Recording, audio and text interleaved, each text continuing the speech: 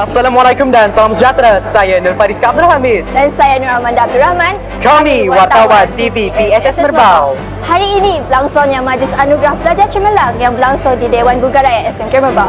Objektif majlis ini dilaksanakan adalah untuk meraihkan pencapaian-pencapaian pelajar SMK Merbau. Antara anugerah yang diterima pada hari ini adalah anugerah akademik, co-curriculum, HEM dan anugerah khas. Mari kita saksikan paparan skrin yang menarik dan juga temu bual bersama penerima-penerima anugerah pada hari ini. Bersama saya sekarang YB Datuk Sri Lee Kim Shin, Menteri Pengangkutan Sarawak. Hari ini nak tanya beberapa soalan kepada YB. Apakah perasaan YB pada hari ini? Hari ini saya merasa sangat gembira melihat para pelajar di sini, termasuk juga para guru dan juga ibu bapa yang hadir bersama. Mereka semua penuh bersemangat dan saya juga sangat gembira kerana nampaknya prestasi sekolah ini telah meningkat. Khasnya peperiksaan tahun 2023 di peringkat STPM dan SPM. Tahniah dan syabas saya ucapkan, dan saya berharap para guru dan juga para pelajar akan terus berusaha dan akan terus mempertingkatkan lagi prestasi sekolah ini. Seterusnya YB, apakah harapan YB kepada pelajar pada masa akan datang, terutamanya generasi muda pada masa kini? Ya, saya berharap para pelajar akan belajar bersungguh-sungguh dan mencapai keputusan yang baik, cemerlang, supaya apabila tamat pelajaran di peringkat universiti ke college, mereka boleh menyumbang ke atas kemajuan dan pembangunan negara khasnya Sarawak. Terima kasih YB kerana sudi ditembual oleh TV PSS Merbau. Bersama saya sekarang pengarah Majlis Anugerah Pelajar Cemerlang, Puan Yi Huang. Hari ini ditanyalah beberapa soalan kepada Puan. Apakah cabaran yang dilalui semasa Majlis Anugerah Pelajar Cemerlang ini dilaksanakan?